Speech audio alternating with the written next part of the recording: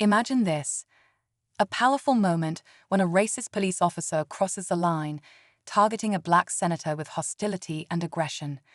But what happens next is nothing short of unexpected. In a situation where tension runs high and every move could escalate the confrontation, the senator doesn't back down. Instead, they stand firm, challenging the officer not just with words, but with the wisdom of experience, dignity, and an unshakable resolve. This isn't just a story of one officer's wrongful actions, it's a story of justice, resistance, and the fight for accountability. What will this officer learn from the senator? How will this encounter change the course of their lives? Stay tuned as we dive into this powerful moment where right meets wrong and an unforgettable lesson is taught. You won't believe what happens next. The senator, a respected figure known for their tireless work advocating for equality and justice, had just finished a community event in a neighborhood torn by racial tension. As they made their way back to the car, an unmarked police vehicle pulled up. The officer, a man with a history of questionable decisions, stepped out, his face hard with contempt. It wasn't just a routine stop, there was something more to this. The officer's words were sharp, his tone dismissive, as if the senator's very presence offended him. This wasn't just about an encounter with law enforcement, it felt like a confrontation with a deeper, more ingrained prejudice. The senator, already accustomed to the challenges of their position, stayed calm, but something in their eyes told a different story. They had faced discrimination before, but this time, the stakes felt higher. The air between them crackled with tension. Would this officer push too far? The officer's voice grew louder as he began questioning the senator's presence in the neighborhood. "What's a politician like you doing around here?" He sneered, his eyes scanning the senator with barely concealed disdain. It was clear he wasn't just doing his job, he was targeting them. For a moment, the senator stood still, their mind racing. They knew how dangerous this could get. A single wrong move could turn this into a public spectacle, something the officer might twist in his favor. But they weren't going to let this go.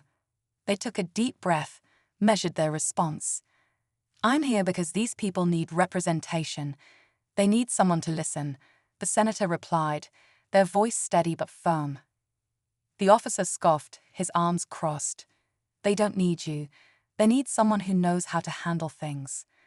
His words carried an edge of something darker, something deeply rooted in prejudice.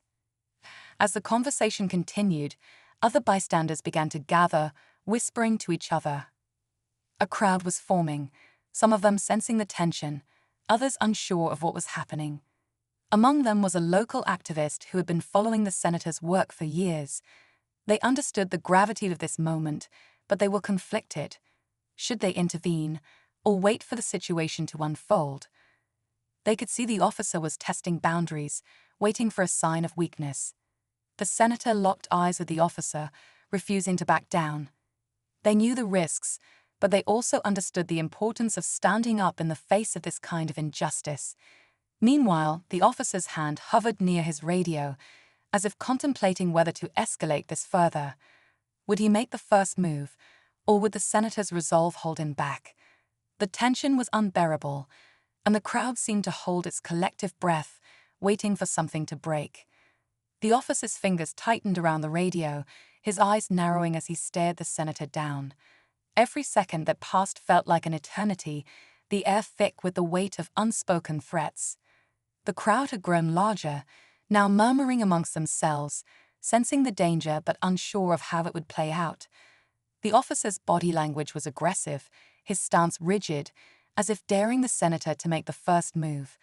He took a step closer, his breath heavy, as if trying to intimidate with his physical presence alone. But the senator remained unshaken, their gaze steady, never flinching. They could feel the eyes of the community on them, and the pressure to handle this moment with grace and strength was overwhelming. They knew they couldn't let this officer continue without consequences. Yet, they also knew that any misstep could give him the opening he needed to escalate the situation further. Just then, the officer barked a command to the senator, his voice rising in anger. "You need to leave. Now." His hand went to his belt, as though reaching for something, and the crowd tensed. The activist watching from the sidelines felt their heart race. This could spiral out of control in an instant. They wanted to do something, anything, but they knew that stepping in could make things worse. The senator took a deep breath, then slowly began to speak, their voice calm yet unwavering. "I'm not going anywhere. You don't get to dictate who belongs here. Not today." A few murmurs of agreement rippled through the crowd, but the officer wasn't backing down. In a sudden, sharp movement, he reached for his handcuffs, and everything seemed to freeze for a moment. Time felt suspended, the tension unbearable. What was he about to do? Was he really going to arrest a sitting senator on baseless charges? Would this be the breaking point? The crowd watched in disbelief, and the senator's eyes flickered toward the activist, who was now stepping closer, feeling the weight of the moment. In the distance, sirens began to wail. Could help be on the way, or was this only going to make things worse? The wail of the sirens grew louder, but to the senator's surprise, it wasn't the sound of help. The officer's face twisted into a cold smile as he looked toward the approaching vehicles, his grip still tight on the handcuffs. "You think they're coming to save you?" he sneered. "You're about to find out just how deep this goes." The crowd fell silent, their eyes shifting between the officer and the growing line of squad cars pulling up. But instead of a calm, authoritative response from another officer, something far more unsettling happened. The police vehicles stopped, and a group of officers, not in uniform but wearing dark tactical gear, emerged. They weren't here to de-escalate the situation, they were here to reinforce it. One of them, a tall figure with a stern face, stepped forward and made direct eye contact with the senator. "Step aside," he commanded. His voice was low, but it carried an undeniable authority. The crowd gasped. These weren't local officers, they were part of a specialized unit, and their presence wasn't just a coincidence. It was an escalation. The senator felt a chill run down their spine. This wasn't just about a racist cop anymore. This was something larger, darker, and far more dangerous. The activist, still lingering at the edge of the crowd, it was as if a dam had broken. The crowd, once paralyzed with fear, began to chant, their voices growing louder and stronger. "Justice, justice, justice." The power dynamics shifted in an instant. The officers were no longer in control, the people were. And the senator, seeing the momentum build, knew this was their moment.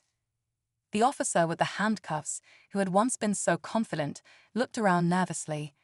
He realized the situation was spiraling out of his control. He backed up slowly, retreating toward his squad car. And as he did, the tall officer, who had remained eerily silent until now, gave one last heavy glance toward the senator. But before he could speak, something shocking happened. A voice came from behind the officer, one they all recognized. "I think you've done enough for today." It was the local police chief, stepping forward from the line of cars with a disappointed look on his face. "This stops now." The crowd gasped. The chief had been known to be cautious about controversial actions within his department, but no one had expected him to intervene like this. The officers, suddenly unsure of their place, began to disperse one by one. The senator, still standing firm, watched as they left, their power diminished by the public's unrelenting pressure. The crowd erupted into cheers, a collective roar of victory that echoed through the streets. But just as the senator allowed themselves a brief moment of relief, a final twist shook everything. The police chief walked up to them, a grim expression on his face. "This isn't over," he said quietly. "You've won today, but this battle goes deeper than you think." He turned and walked away, leaving the senator with a chilling sense of uncertainty. The fight had just begun, and the true scope of the battle was far from clear. The crowd, still buzzing with energy, was left to wonder. What would come next?